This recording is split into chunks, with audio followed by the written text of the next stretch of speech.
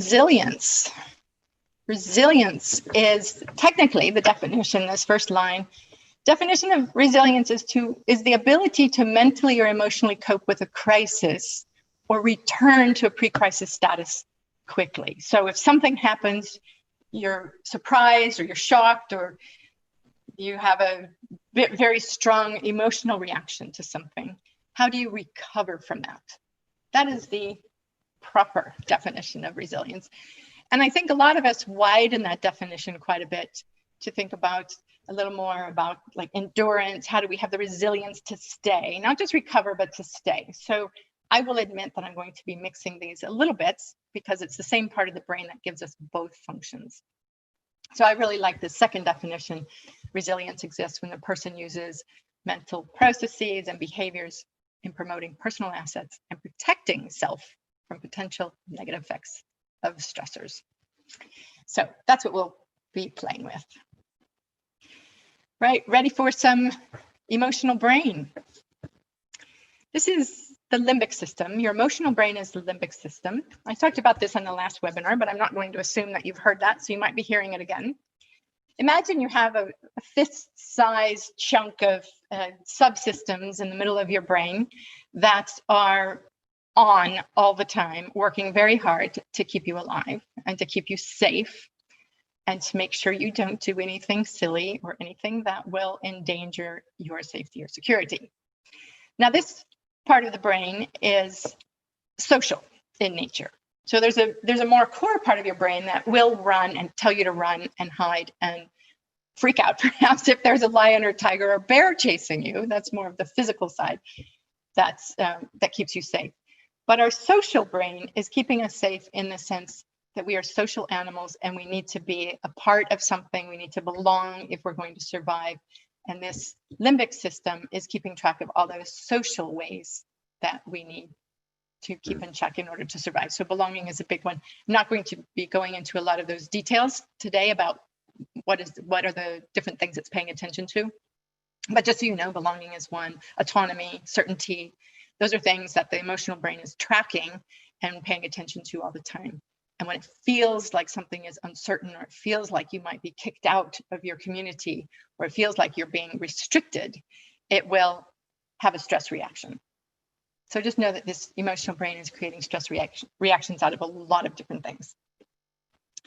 And the stress chemical, you're probably familiar with these. There's two. One is adrenaline, and the other is cortisol. So adrenaline is that, you all know adrenaline, it gets your heart rate going and your blood pressure going up, and its purpose is to get you moving. Get out of the situation that you're in because it's dangerous, move. That's what adrenaline is doing. And then there's cortisol, which is a slightly slower acting because it's considered a hormone as well as a neurotransmitter, and details. We don't need to get into that. But it is creating that stress, that feeling of stress and anxiety, not just the adrenaline that gets you going, but the stress and anxiety. And that's also part of what keeps triggering in your mind when you're chewing on something, you're worrying about something. Every time you think of this thing that stresses you out, it produces another shot of cortisol. And so we can keep ourselves stressed by continuing to chew on things, or continuing to notice, oh, I'm in lockdown, or the world is doing this, or watching news over and over. If you watch the 24-hour news cycles and they keep showing you the same thing, it's kind of like another shot of dopamine, not dopamine, another shot of cortisol and adrenaline, another shot. And it makes us stressed. And when we're stressed, we don't manage our emotions very well. That's really the thing, is we don't manage our emotions very well. It's hard to rein in the emotional reactions we have the more stressed we are. So let's experience this. Here's where I'm going to go in the next couple of minutes. I'm going to be asking you to, so I'm forewarning you, I'm going to be asking you to recall a stressful situation. Now, it could be something that just happened this morning or something that's sort of ongoing. Protests and riots, things like that. You could tap into your feelings about that if you have some. And then I'll be asking you to pile on a little bit. Now, please don't go to the thing that's going to take you out for the rest of the hour. Keep a foot in grounded, okay? Keep a foot in grounded and let some of your emotions out so that you can experience this work that I'm wanting to take you through. Okay, so forewarned. The next step here is to recall a time when you felt frustrated and stressed. Again, it could have been this morning, could have been last week. Just something that had you feel stressed, and allow yourself to really feel it. We're going to spend a couple of minutes with this, and then I'm going to give you an exercise to get out of it, to practice your resilience and your recovery. But for now, let yourself feel this thing that stresses you out. And just notice what it does to your body. It might make your palms sweat, or your stomach a little bit upset, or you might feel it in your throat, or you might feel your heart racing a little bit. Just notice what it's doing. And keep noticing this thing that stresses you. And maybe, because this is life, you notice something else that's a bit stressful, some other piece of news, or something that's going on in your family, or your concerns for your future. And because who knows what's happening? There's no certainty right now, and that can be really stressful. So just notice how that can pile on. And it might have a slightly different effect in your body, or it might just make it all bigger. Just notice what happens. And now in this state, you're not in your best working state. It's hard to focus. It's hard to collaborate. It's hard to get anything done, really, because your limbic system is in charge. You're in a stress state, and your resilience is what's going to bring you back. I'm not asking you to go there yet, but just notice how difficult things are here. And you know this. I'm sure you know this. You've been in very stressful states, and this gets even worse if you're really hungry or really tired. Okay, because food and sleep help you get out of it. Okay, so what's happening is your brain's fear network is sending you these signals of adrenaline and cortisol, telling you this is dangerous, it's not good for your health, it's not good for your survival. It's all focused on survival. It's not good for your survival. Do something, get out of there, stop that. Oh my God, yeah. And it's designed for short bursts, but as I said, we keep re-triggering and re-triggering. So we get these long-term input or production of cortisol and adrenaline, which is toxic to our bodies. Adrenaline, stresses our heart, and cortisol is stressful for all our organs. It actually decreases our memory. It eats away bits of the brain and different organs, and it helps us age, wrinkles and gray hair and all that kind of stuff. That's what cortisol does for us. So if you have a lot of that and you're stressed a lot, it really does create gray hair. So it's just trying to tell you that it's not good for survival. Now, we've had enough of that. I want to take you through an exercise that is going to help you release those chemicals. It's a little mindfulness exercise, and it'll help you tap into a different part of your brain, and I want you to have that experience. So I'm going to ask you to close your eyes. And the reason I ask you to close your eyes is that it takes away your visual processing center of your brain, which spends a lot of your brain's energy. So just close your eyes and take a deep breath. And just let yourself settle in your chair or in your body if you're standing or lying down, whatever. Just let yourself breathe and settle in and relax. Take a really deep breath in. Deep breath in and exhale fully. Your lungs are big. They go from your shoulders down to your hips. So imagine squeezing out all of that air, all of that used up air, and breathing in a whole full lungful of fresh air. And meanwhile, keep letting yourself relax. Notice if you have tension in any part of your body. That's just adrenaline and cortisol floating around in there. Imagine you could give it permission to release and relax. And I'm going to focus on a couple of particular parts of our bodies that hold stress. One is in the shoulders and neck. A lot of us hold tension there. So please keep your eyes closed if you do this. If you really want to see what I'm doing, that's fine too. Open them. but I think it's pretty easy to follow with your eyes closed. Raise your shoulders up to your ears, like scrunch them up. Take an inhale, scrunch your shoulders all the way up to your ears and really tighten them. And then you're going to exhale and throw your arms down. Let's do that again. Inhale and scrunch your shoulders up and throw them down. And let them really sag. For me, I notice when I do that, it feels like something is draining out of my arms. I don't know if that's just my imagination or if that's really happening, but it is a way to release some adrenaline. Now, here's another place to focus on. Focus on your jaw for the moment. A lot of us hold tension in our jaw and we grit our teeth. You know, we grit our teeth when we're tense, grind your teeth in the night, maybe. That's because we have a habit of clenching our jaw when we're stressed. So loosen up your jaw. Just move your lower mouth around. And you might even press on that hinge of your jaw. And if you notice that's tense, that might be a message that you're holding a lot of tension there. Okay, so we've released our shoulders and we've relaxed our face and jaw. Maybe your whole face you can relax. And now check in with your body and see how you're doing. A few minutes ago, I had you check in and there was possibly something going on in your stomach or your shoulders or your palms were sweaty or your throat or something. And now it's possibly different. I just want you to notice what's different about that. And sticking with that difference, keep yourself relaxed.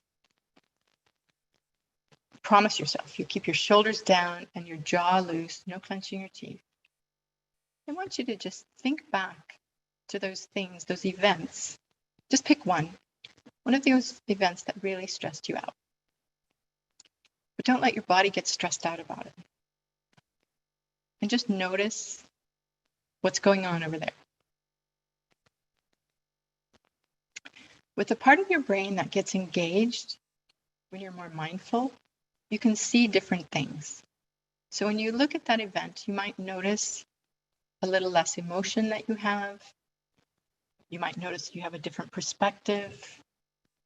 In this state, you might even be able to entertain other people's perspectives, different than your own. It's harder to do that when we're stressed. But in this state, you might have compassion for the other people involved. You might be able to understand them a little bit better. I'd love to, please come back gently. And if you would,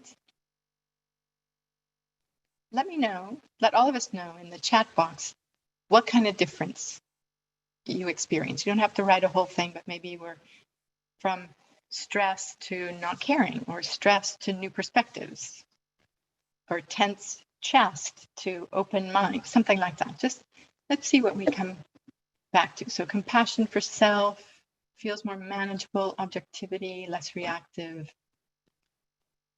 slower breathing, feeling lighter, stress body reduction in system. Great, fantastic. Softer edges, we love that. Forgave myself, nice. More understanding, less concerned. And in that less concerned place, this may seem paradoxical, but if you really want something to change, it actually helps to get to that less concerned place so you can work with the whole thing and do something about it, or let it go. Sleepy, Claire, thank you for saying that. Sleepy, yes. That exercise that I just led you through is a great thing to do before you go to bed at night. If you're stressed, your stress will keep you awake. This relaxation technique will help you sleep. And sleep is great for building your resilience. So if you are feeling sleepy and you want to stay present for the rest of this webinar, you might just breathe a little more quickly, raise your hands, do something like that to get a different chemical going, which is called dopamine, and that will help you stay present. Or you can get back into your stress state, which will also wake you up, but I don't recommend that because it's not a great place to learn from either. Now, the slide I have up here says your prefrontal cortex. That part of the brain that you were just reporting in from, like, it doesn't matter that much, you notice different things, those things, that's your PFC observing the world, as opposed to your emotional brain. PFC is your prefrontal cortex. It's this part of the brain. It's the most evolved part of the brain, and it is what allows us to do our best work. And it's what allows us or builds our resilience. So the more able you are to come back to this calm, cool, collected state, the more resilience you'll have, the better you'll be able to just extract yourself from these really stressful situations. Being in that stress actually doesn't help us do much about the thing that's stressing us out. So here are the 3 steps that I took you through in a relatively stretched out manner. The first was to be aware. What was going on in your body? I asked you to notice what was happening in your body with, stomach, chest, blood pressure, all that kind of stuff. So you become aware of what's happening. And then breathe. So the breathe step is all about breathing, letting the chemicals metabolize, your adrenaline and cortisol, letting them metabolize and letting them pass out of your body so that you can tap into your executive function, your prefrontal cortex. And from that place, you have choices. You have way more choices than if you're in your emotional, you're caught up in the stress and the anxiety or the emotions of the thing that's happening. So ABC, awareness, breathe, choose. We call that the ABC for mindfulness. Great little tool. I spent several minutes guiding you through it, but it's something that you can do in a moment. If you're in a situation, if you can get yourself to extract yourself, if you're familiar with this place, it's easier to come back to it. You just take a breath, even if you can close your eyes for just a moment, take a breath and a mental step back. That's going to help you get perspective and get out of the repetitive firing of your adrenaline and cortisol from your emotional brain, which is your opportunity to recover. And then you've got opportunities to choose, what do I do next? Here's why you should care about your PFC, your prefrontal cortex. It does a lot of things. Your PFC is what helps you set goals. Your PFC helps you focus and refocus and refocus and refocus. So you know how your mind gets distracted and you go, oh no, I want to focus. That's your PFC focusing your attention on that book you're reading and you've read that paragraph 4 times. You refocus your attention. Your PFC helps you solve problems and it helps you embrace uncertainty, paradox, and complexity. So a number of you have said, I see different things, or I'm less concerned about this thing. It can help you examine things in a different way. If you come to this PFC place, you can look at world problems from the complexity of them. So if we're in an emotional state and we have a problem and we want to solve, we say, well, we should just do this. We should just build a wall. We should just do this. And that's the solution. But we know that's not, it's too simplistic, but that's what our emotional brain does. We get ourselves tapped into the prefrontal cortex. We can see, oh, this is a complex problem. There's this aspect, there's that aspect. Wow, these work together and that creates that. And that, most of our problems, big problems in the world these days are very complex. And you won't be able to see that if you're stuck in your emotional brain. So your PFC is going to allow you to do this kind of work of looking at complexity. Your PFC also manages your emotions. So that ABC of mindfulness was a way of getting back in touch with your PFC and allowing yourself to set those emotions aside. So it has a lot of jobs. And the unfortunate thing is that it can only do one thing at a time.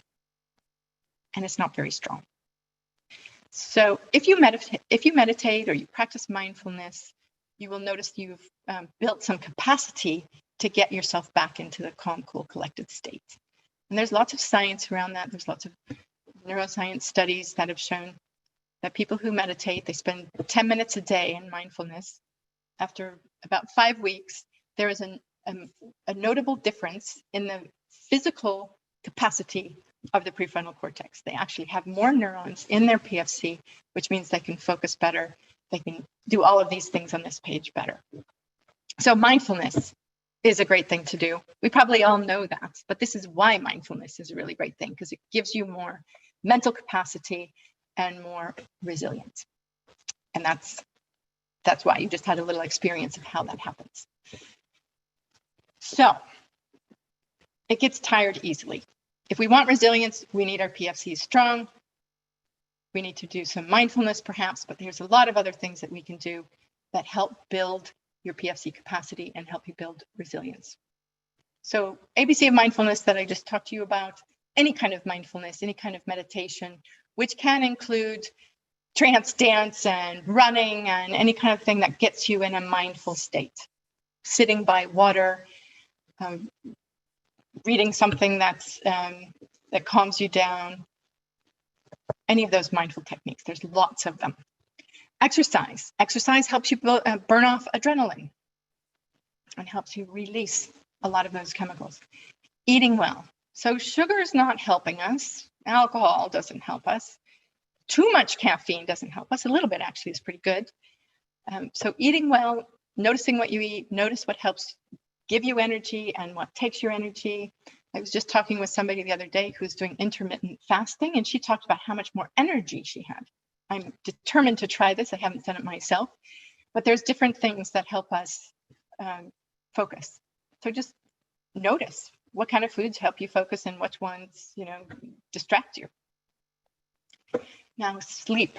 I put that in all caps with exclamation points because I've been reading up a little bit on the sleep research that's been happening in the recent past. And sleep is amazing. It is probably the number one thing we can do to help ourselves have resilience.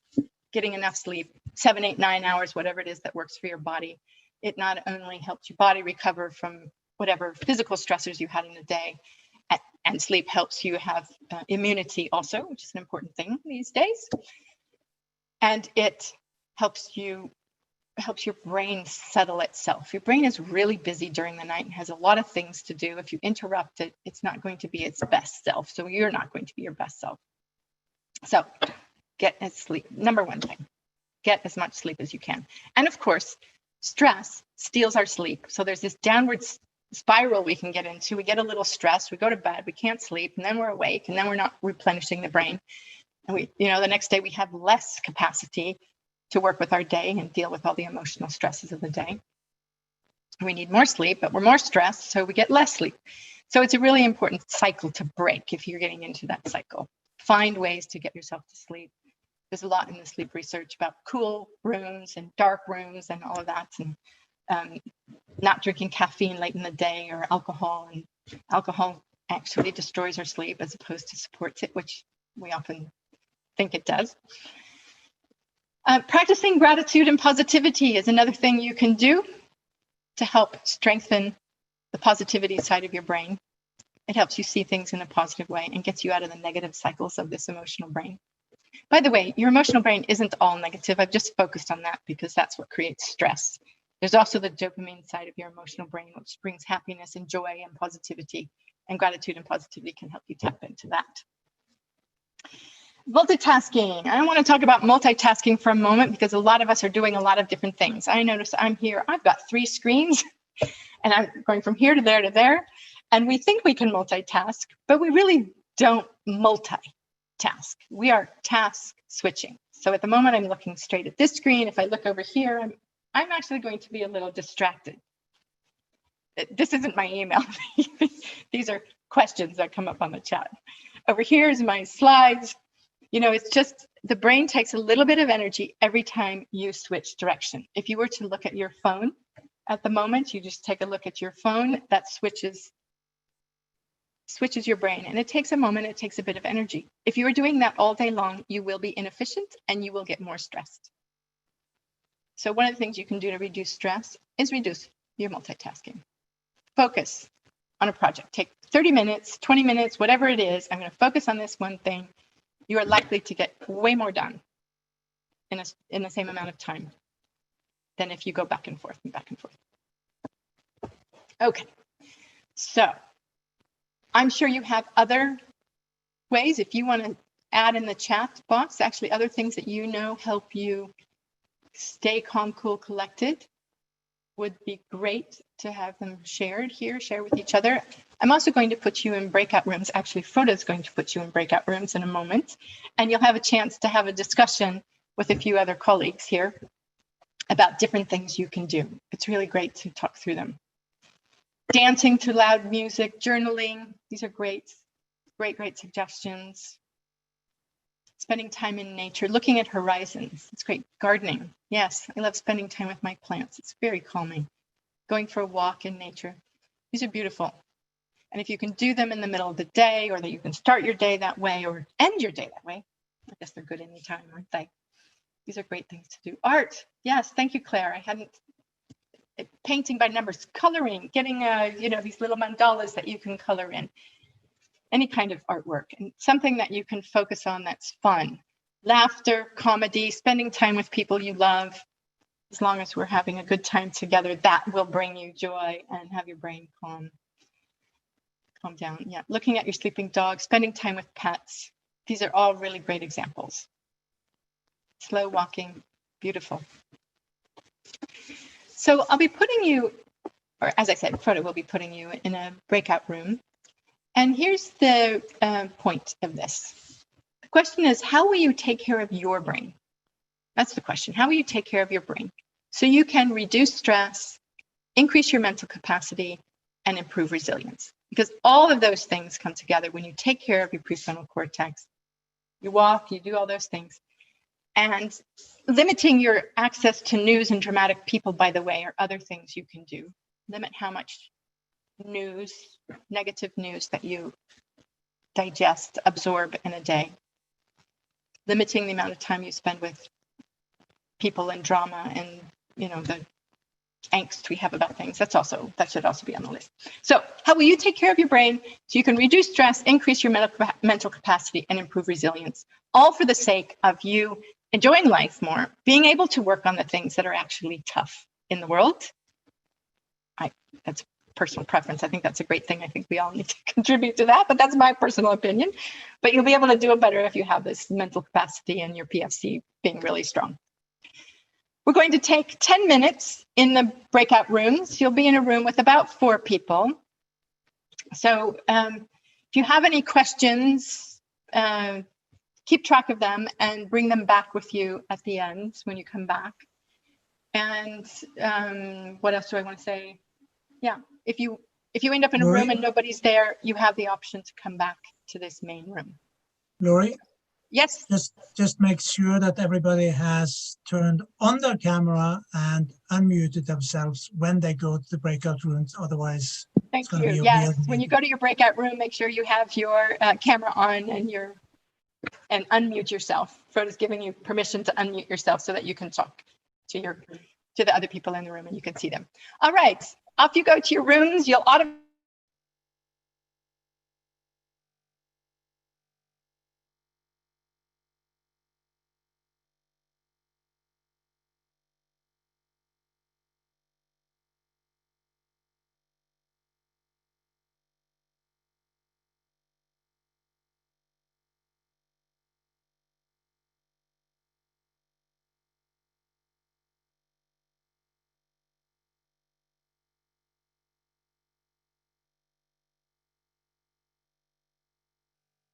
Lori, you have muted yourself.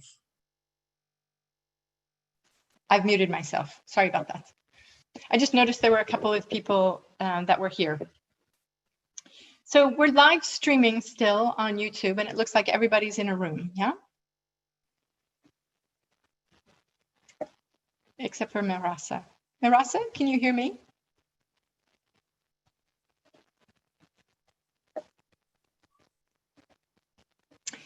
I just unmuted Marasa. Marasa, she might have had to go somewhere else. So this will be a time, for the sake of live streaming, I'm going to share with you a few examples of what what I've learned that people have done to find more capacity for themselves, more like the people on the chat, I wish you could see the chat box. So I'm going to share some of those as well, as soon as I can relocate my chat box.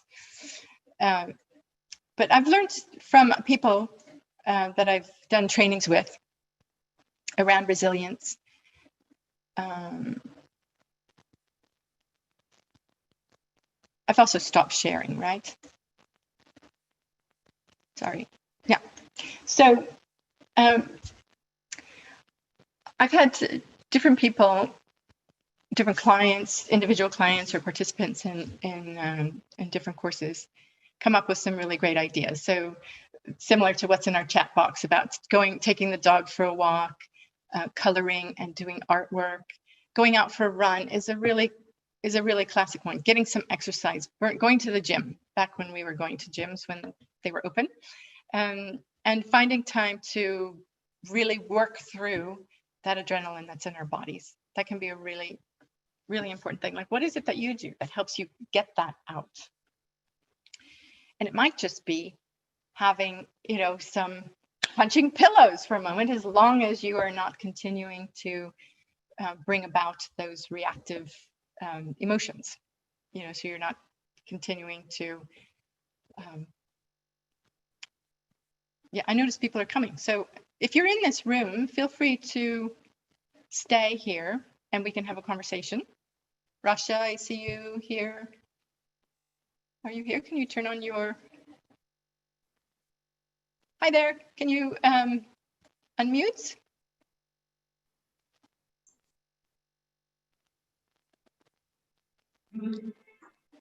Hi, Lori. Hi, Rasha. Sorry, I'm late. I just finished work. Oh, okay. Did you just come in? Yes, I did. You just came in. Okay. So what's happening is people are off in breakout rooms and they're talking with one another about ways to reduce stress and have resilience. And what's happening here in this main room is we're being live streamed on YouTube. And I was just sharing some things with the YouTube people. But since I saw you, do you want to continue with the conversation with me, or do you want to go join one of the rooms? I'll stay here. Okay, great. So what do you do, Rasha, to, and I mean, it can be a conversation or you can observe if you want. I can contribute. Yeah, great. What do you do to reduce stress? The first thing that I do is take care of my temple. And what I call my temple is my body. Yeah. So I try to be quite disciplined in like my exercise, my yoga, my meditation, and that helps me reduce stress a lot. Great. Yoga is another thing, because as you stretch your body, you actually stretch a lot of the chemicals out. You allow them out. And the exercise we did before you got here, there was, getting rid of some of the stress points. But yoga is great. I don't know, I'm sure somebody mentioned that on the chat, but it's another great. It's amazing how much the body holds emotions, especially the strong ones. I don't want to say bad ones because they're all emotions, but the body holds on to it. It's scary. Yeah, it's scary, and it keeps it. It colors our attention. It colors what we pay attention to, and what we want to do, and how reactive we are, and it takes our, increases stress and takes away our resilience. Definitely. Do you have other things that you do, or know things that other people do? Another thing that I'm trying to get better at is to talk it out, and that includes two things. First of all, me kind of processing what am I feeling. Like if I'm angry, like recognizing and I'm angry, and then going into, okay, what is this feeling trying to tell me? And from there, have a conversation with the person I'm angry towards. And nice. try to make it a constructive conversation where it's not about blaming or pointing fingers or telling the story over and over again for 100 times, but more about thinking, okay, where do we go from here? This is how what you did made me feel. This is how I feel. Yeah. And this is what this feeling is telling me. And this is what I would like to feel. So where do we go from there? Yeah, that's great. And it takes a lot of I don't know if it's just resilience, but strength, really, and courage to go talk to that person. Not everybody will want to do that or have that courage to do that, but it's great. But something you said I want to highlight, you said you name the emotions. And that's another thing that interrupts the cycles of triggering by saying, I'm angry, or I feel angry, or I'm resentful, or I want to get back at those people. Those are things that if we name it, we can actually stop the cycling. Yeah, definitely. Yeah. And it takes a lot of practice. There are days where you feel, okay, I kind of got this under control. And there are days where you fail miserably.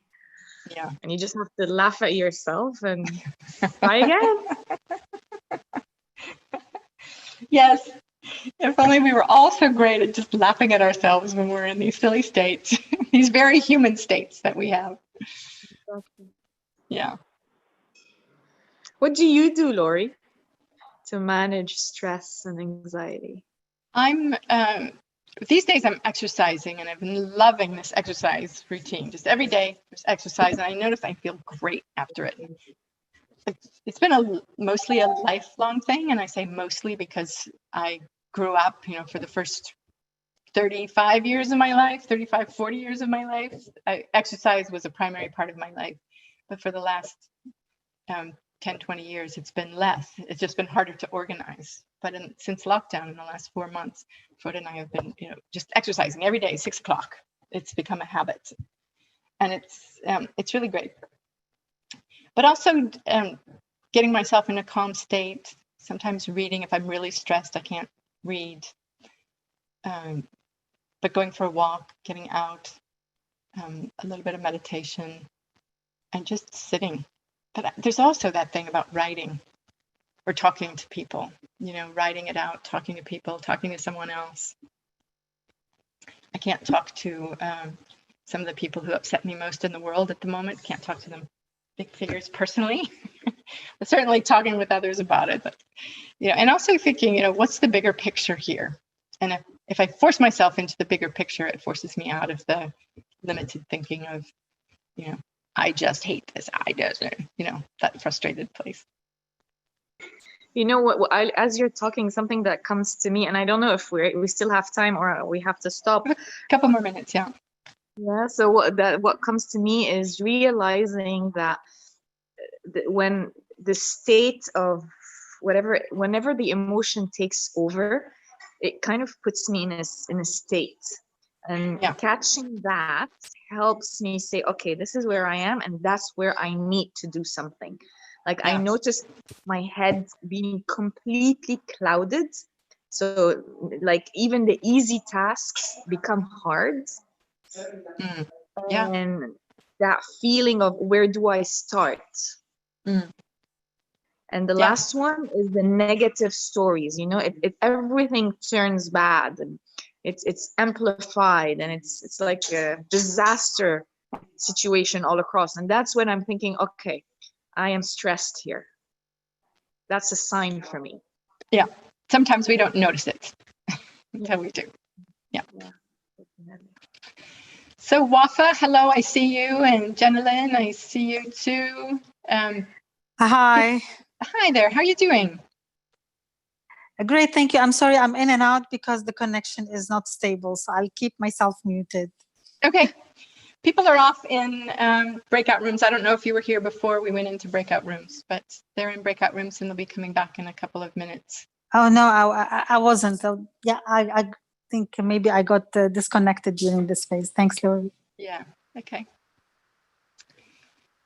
So there's a couple of good points that we've come up with: naming emotions, feeling them, naming them, recognizing them, not hiding them, not being in denial. Those are also things to help us get out of them, recognize them and get out of them. Our denial of emotions can actually keep them going, pretending that they're not there, or just not recognizing them.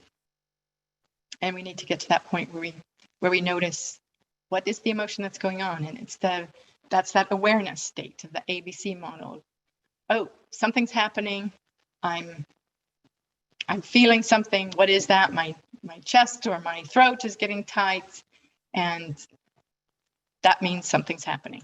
Oh, pay attention. There's stress here. And then you can get curious about it. What is the emotion that's happening? What's your body trying to tell you? What's your brain trying to tell you, your emotional brain? And what is it concerned about?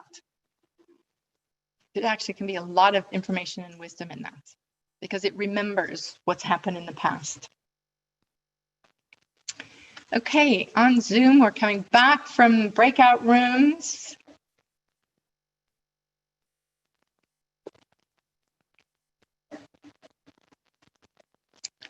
I'm actually not able to tell if I am sharing or not. You're not. I'm not. Thank you. And for some reason, there we go. So I'm not sharing. Thank you for letting me know that. What that Robin sounded like. Any thoughts while we're here in I'm in gallery view. I can see lots of you. I'm curious if anybody wants to share about what you talked about in your breakout rooms. Anybody? Yes, I can. This is Arona. Arona, yes. One of the things that I thought was interesting is that we focused, and one of the people pointed out that it's going from a the stress part, to doing something physical. One person, for example, said that she likes doing the laundry, that keeps her focused and that it's something she can control. Other, again, physical activities that were mentioned, going out in the garden, going for a walk, it's doing something physical. And I thought that was interesting, as the focus on the doing something physical. That's a really great point, because we get in these states because of our mental thinking. We think something and then our emotional brain reacts and it creates these physical sensations with the chemicals. And then we need to shift to the physical domain to do something about it. That's a really good point, really clear point. Get physical and do something about it. Anybody else want to share what you talked about in your groups? Yeah, I'd quite like to. Great, Charlotte. So we were talking, it seemed that the three of us all did lots of really good things for our brain, like exercise and meditation and all sorts of good things. But the one thing that we all noticed is, and I think was the insight from your talk, which is our tendency to just multitask. And so in the kind of doing all this good stuff and then continuing the multitasking is a bit sort of like you're having to do more running and knitting and all of that because you're doing so much multitasking. And my commitment definitely is, and as you were speaking and I realized what was doing, I closed my phone and I switched off my second monitor and I could feel my shoulders drop. So that was really helpful. Thank you. Yeah, you're welcome. There was a study that I read that if our phones are within reach and our brain knows where it is, we actually have some level of stress. And to reduce it, turn it off and actually put it somewhere else, lock it in a drawer. And that actually can help reduce stress. And definitely don't have your phone by your bed. Charge it in another room. If that's your alarm clock, let it go. Go find an old-fashioned alarm clock and use that. Because if your phone is by your bed, you will be tempted. Most people will be tempted to use it, and that's just going to create more stress and, lose sleep. Anybody else want to share what you talked about? My life has changed significantly since my phone sleeps in the office. Absolutely. I started to read books. Yeah, so it's... Did you start that, with you sleep better because it's... Yeah, I sleep better and I sleep more, and I have the span for actually in the morning to do the meditation rather than do the Instagram or whatever, and do morning pages actually. So you wake up and you have nothing to play with and you have your thoughts and your notebook. Great. Yeah. That's great. Straight into the journal and morning pages. Lovely. Hi, Laurie. This is Sonia. Hi, Sonia. Hi. I think in our conversation that we had, we realized that sometimes just acknowledging the stress and breaking it down helps us manage it better. So it's first acknowledging it, and then, when you accept the reality, then you're thinking, okay, I'm faced with this. what next? How do I help myself? And Yeah. when we take a step back to look at things, we realize, I think all of us know what we're supposed to do. Like you said, it's such a common thing. Having good sleep matters. And yet it's the incapability of either getting a good night's sleep for whatever reason it is, and then the ripple effect. And then even though you know it's happening, it's sometimes so hard to reel yourself back in. And so that's where we were thinking the nature walks and the connects outside and just kind of meditation, might help. Yes. And we get in habits. It's so easy to drop into certain kinds of habits and stress habits and thinking habits, and all of those either help us or they don't. And we can get in bad habits or good habits. And something, while you were in breakout rooms, there were a couple of people in the main room with me. And one of the things in that conversation I realized that I hadn't mentioned that you brought up, Sonia, is actually naming the emotion. If you notice, in that awareness place, if you notice, oh, I'm feeling angry, I'm feeling this, it actually can help stop the cycling of the limbic system. So it can break that, and it is a way out. Sometimes you might have to name it a few times. I mean, if you're really in it, it might not be enough, but it certainly can help. Anybody else want to share what you talked about in your groups? Lori, this is Tim from Lincoln, Nebraska, United States. Hi, Tim. And I was in a one-to-one with Suzanne Worth up in the Yukon, and she told me about something she's actually doing, which I found remarkable, which is having her executive coaching sessions on walks, where she, that is something that's never entered my mind.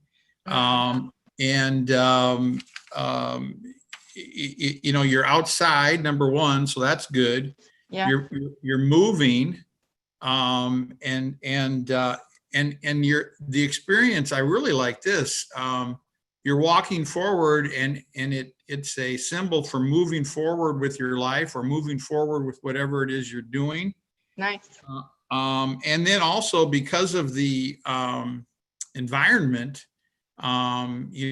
different parts of the brain and body are getting activated in the conversation. It's not across from each other. You're walking side by side. You're equals. It's not an expert and the client. It's not a coach client. It's really a partnership. Anyway, I just love it, and thank you, Suzanne, for it. I just wanted to share that. Yeah, all those. That's great.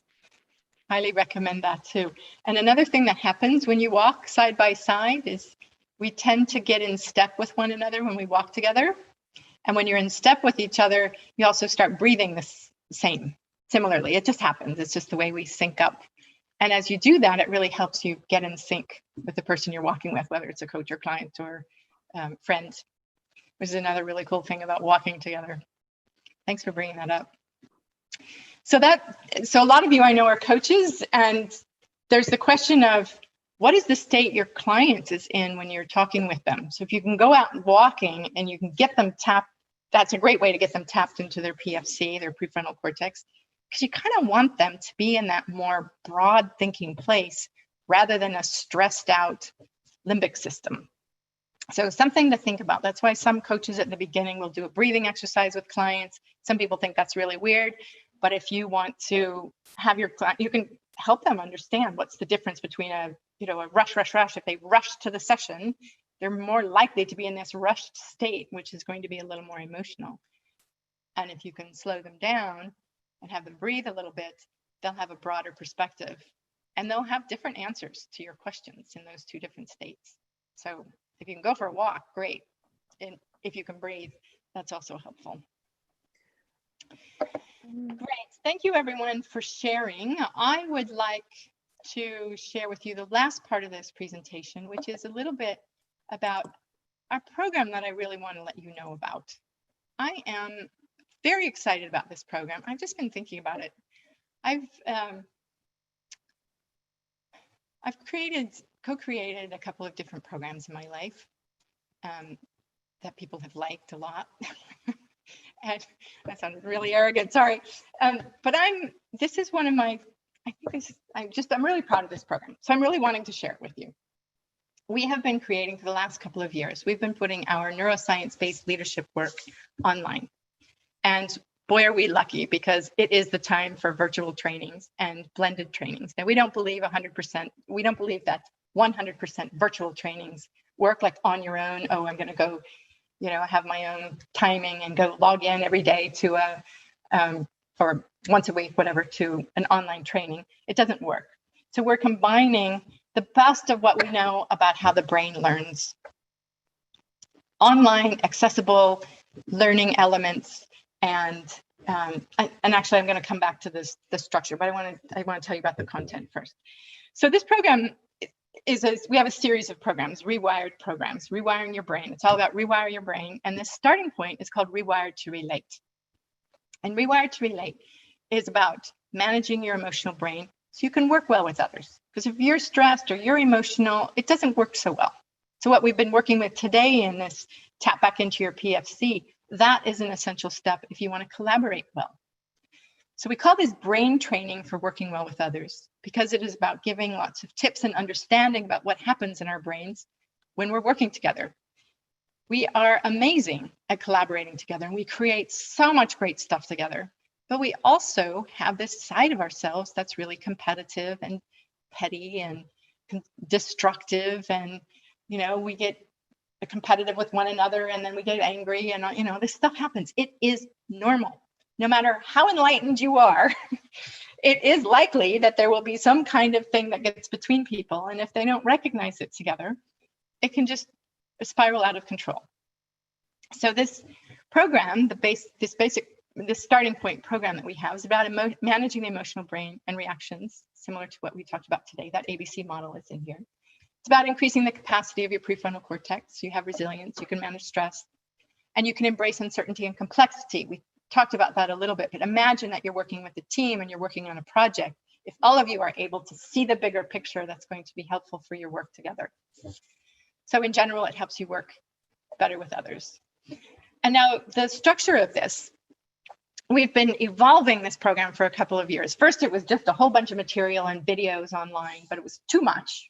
And then we learned about interactive elements and quizzes, and we have an amazing program director who has just been investigating all the different ways to keep people engaged and interactive. So we've got quizzes, and as well as short videos, max 3 minutes videos. They're more like a minute and a half, 2 minutes. Short written pieces with longer reads available, and articles. And those are things that you access at your convenience. And then there are exercises to apply that, because it's also experiential. We know that experiential learning is how we really learn. If you don't try something, you're not going to really learn it or learn new behaviors. So you absorb a bit of content, you get an exercise to do, you go apply that, and then you've got a learning group with whom you can discuss it, just like you were in a discussion 15 minutes ago. It helps to discuss things with people. That's really how we learn, and that is people's favorite part of our programs, is talking with others and comparing notes and sharing best practices and being inspired by one another and just learning from each other. And then there's a structure. We work with cohorts. We don't try to send people on their own. We have cohorts of people who work together so they can break up into smaller learning groups. But there is the structure for the cohort to keep everybody on track. Now this program, who it's for, we really want to say it's for anybody. Eventually, this program leads on to communication elements in a coaching program and a leadership program. But at this level, we've designed it for anyone in an organization to experience this program. And in fact, we've worked in different formats with different organizations. This is the basic thing that everyone needs to know about how to work together, how to team well together. While the leaders might go on to do other leadership training, everyone in an organization can learn this. But it's also good for anyone who, as a coach, how you work with your clients, it can help you. And it can bring you tools also to share with your clients about what's going on for them and how they can manage their brains and how they can work better with their colleagues. So there's tips for leaders on great team work, and there's tips for team members learning how to collaborate. And people will apply this work to their home life as well. How do I stay out of arguments with my partner? How do I stay more towards positivity? And it is the fundamentals of your brain and how to manage your brain better. So it's a five-week program. There's 3 webinars, but the work is mostly accessing online work every week and having a short conversation with your social learning group. So about a half an hour every week.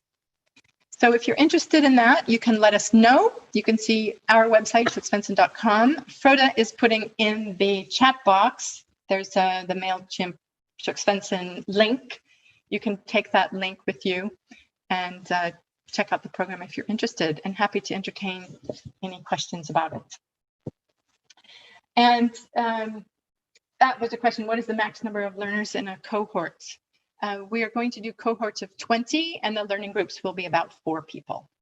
So within a cohort of 20, they'll be broken into smaller groups, because mostly you are a little bit on your own, and then with your learning cohort, we think groups of 4, 3 to 4, maybe 5 work. And is there coaching?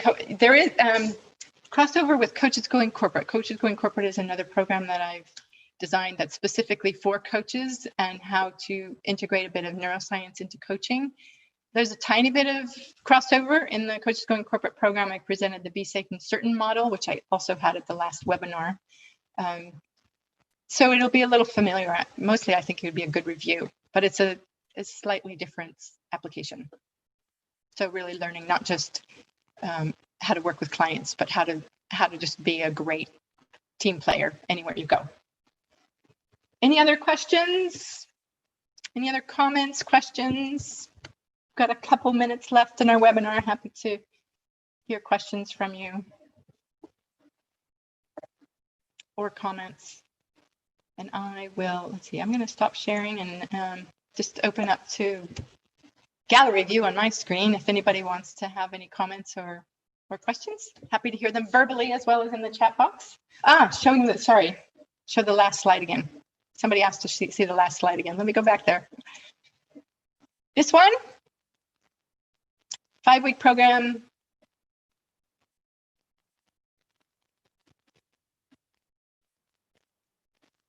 I hope that's enough. Lori, can I share a comment from the Zoom room? Sure, yeah, please. Yeah, it was something that Hillary said that it was an excellent reminder for me for those stress moments to always ask, where's the gift? What can I learn? How can this make me stronger? So I just really love the reminder that she provided. That's great. How can it make me stronger? How can it build my resilience? That's great. Thanks, Jeanette. And thanks, Hillary. Anything else? Comments, questions? Glad you enjoyed the session. I see that. Oh, thanks, Mel. Thanks for coming to this webinar. I do hope you get out of it a juicy tidbit of learning that you can take with you that makes your life better or your work better. That's what they're for. I'm really passionate about learning, people learning and personal development and all of us growing together. Because I think people who are attracted here, we're all into making this world a better place. And ultimately, I think that's what it's about. So thank you for wanting to be in that space. I hope that's the space you come from. Sorry if I'm assuming something. Yeah, if there isn't anything else, love the flowers. I have this great supplier of flowers. I love them. So thanks for that comment. So thanks everyone for coming. We'll see you next time. You'll get an email with a recording of this, and you can share that with your friends, and a way to sign up for Rewire to Relate. If you're interested or you want to know more about that, you'll hear that from us in an automated email tomorrow. And hope to see you on the next webinar in 2 weeks. Thanks everyone for coming. Bye. Take care. Be well. Sleep well. Thank you. Welcome. Thanks for coming.